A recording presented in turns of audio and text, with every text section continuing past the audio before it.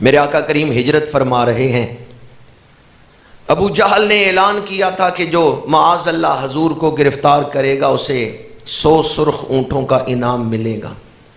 سراقہ بن مالک بن جاشم 100 اونٹوں کے لالچ میں حضور کو گرفتار کرنے کے لیے اسی راستے پہ چلے جس راستے حضور سفر فرما رہے تھے۔ غار سور سے اگلے سفر کا واقعہ امام طبرانی نے اس حدیث پاک کو نقل فرمایا۔ حضرت سیدنا صدیق اکبر رضی اللہ تعالیٰ نے پیچھے دیکھا کہ سواری کے دوڑنے کی آواز آ رہی ہے، مڑ کے دیکھا تو سراقہ بن مالک بن جاشم سواری دوڑاتے آ رہے تھے، اور سراقہ کہہ رہا ہے کہ اب تم ہم سے بچ نہیں سکتے، میں پہنچ گیا ہوں، میں گرفتار کر لوں گا۔ حضرت سیدنا صدیق اکبر نے عرض کیا، یا رسول اللہ صلی اللہ علیہ وسلم، سراقہ قریب آ گیا ہے۔ میرے آقا کریم نے مڑ کے دیکھا اور زمین کو حکم دیا، یا ارض خضی ہے، اے زمین سراقہ کو پکڑ لے۔ سراقہ کی سواری کے پیر دھنس گئے ہیں زمین کے اندر، زمین نے جکڑ لیا ہے۔ سراقہ نے کہا مجھے معاف کر دیں، میرے آقا کریم کریم ہے، حضور نے معاف فرما دیا۔ سراقہ واپس پلٹا، خیال آیا معاذ اللہ، اس نے کہا شاید جادو چل گیا، دوبارہ کوشش کرتا ہوں، اب شاید جادو نہ چل سکے اور میں کامیاب ہو جاؤں۔ 100 اونٹوں کی لالچ بہت بڑی لالچ تھی۔ سرخ اونٹ مہنگے ہوتے ہیں، اگر آج کل ایک سرخ اونٹ 2 لاکھ روپے کا ہے تو اس کا مطلب ہے 2 کروڑ کا اعلان تھا۔ سراقہ بن مالک نے دوبارہ حملہ کیا، میرے آقا کریم نے دوبارہ حکم دیا، یا ارض خضی، اے زمین سراقہ کو پکڑ لے۔ زمین نے پکڑ لیا۔ سراقہ نے پھر معافی مانگی، میرے کریم آقا نے دوبارہ معاف فرما دیا۔ دوسری دفعہ جب سراقہ واپس پلٹ رہا ہے، پھر شیطان نے حملہ کیا، پھر دل میں وسوسے پیدا ہوئے۔ تیسری دفعہ سراقہ پلٹا، تیسری دفعہ حضور پر حملہ کرنے کے لیے اور گرفتار کرنے کے لیے۔ میرے آقا کریم نے زمین کو حکم دیا، یا ارض خضی، اے زمین سراقہ کو پکڑ لے۔ تیسری دفعہ جب پیر دھنس گئے ریت میں تو میرے آقا کریم نے فرمایا، سراقہ تو نے 2 دفعہ میری شان دیکھی، میری سچائی کو دیکھا، پھر تیسری دفعہ کیوں حملہ کیا؟ اور میں نے 2 دفعہ تجھے معاف کیا، لیکن تو پھر تیسری دفعہ حملہ آور ہوا۔ سراقہ رو پڑا، کہنے لگا سچ یہ ہے کہ میں مسکین آدمی ہوں، غریب ہوں، غربت نے مجبور کیا، میں آپ کے گرفتاری پر جو انعام ہے اس کو حاصل کرنے کے لیے تیسری دفعہ حملہ آور ہوا۔ میرے آقا کریم ایسے رؤوف ہیں اور ایسی شفقتیں کرنے والے ہیں کہ ٹوٹے ہوئے دل سے اگر دشمن بھی عرضی پیش کرے اس کا دامن بھی بھر دیتے ہیں۔ اس نے کہا سچی بات یہ ہے کہ غریب ہوں، پیسوں کے لیے حملہ کر رہا ہوں۔ میرے آقا کریم نے فرمایا، سراقہ جا، پلٹ جا، میں شہنشاہ ایران کے کنگن تجھے عطا کرتا ہوں۔ کیف بک یا سراقہ تو اذا صورتا، سراقہ تو کتنا سونا لگے گا جب شہنشاہ ایران کے کنگن تیرے بازوؤں میں آئیں گے۔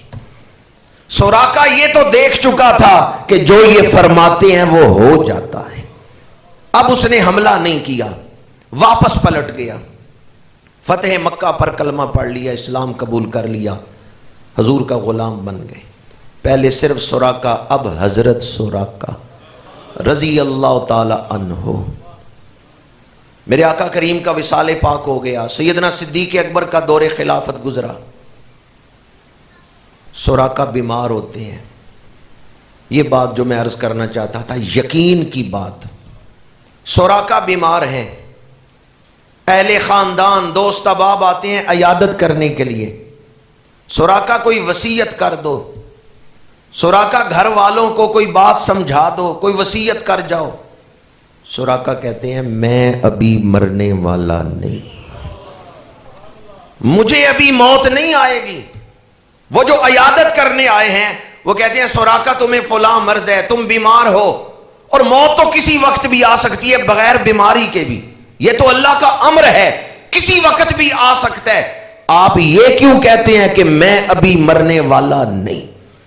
حضرت سوراقہ نے جواب دیا، سنو، میرے آقا کریم نے فرمایا تھا ایران فتح ہوگا، مال غنیمت آئے گا، شہنشاہ ایران کے کنگن مجھے پہنائے جائیں گے، ابھی ایران نہیں فتح ہوا، ابھی شہنشاہ ایران کے کنگن نہیں مدینہ منورہ آئے، ابھی رسول اللہ کا وعدہ پورا نہیں ہوا، جب تک رسول اللہ کا وعدہ پورا نہیں ہو جاتا اسرائیل کی جرت نہیں میرے بدن کے قریب آ سکے۔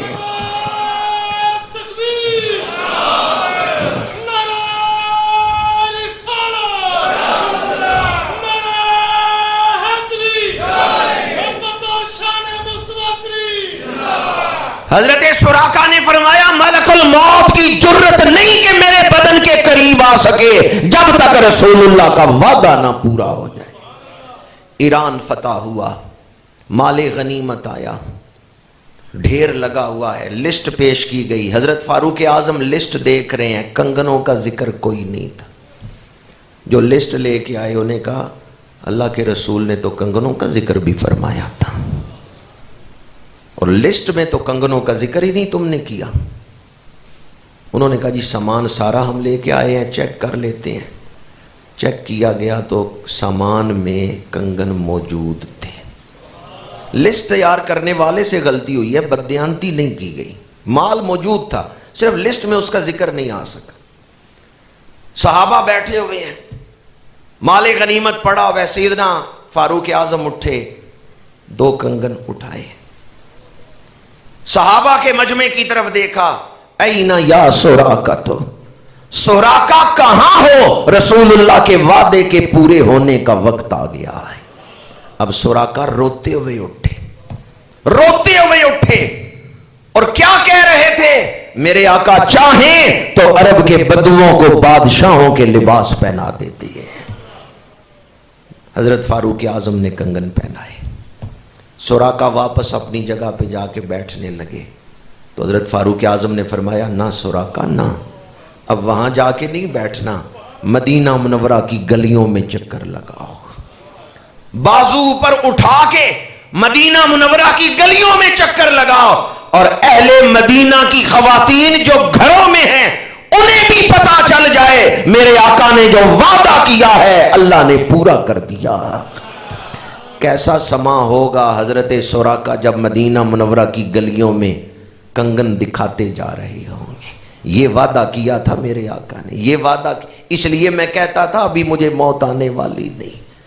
حضرت سوراقہ کیوں کہتے تھے اسرائیل کی جرت نہیں کہ ابھی میرے بدن کے قریب آئے؟ انہیں حضور کے فرمان پر یقین تھا اور کوئی شک نہیں تھا،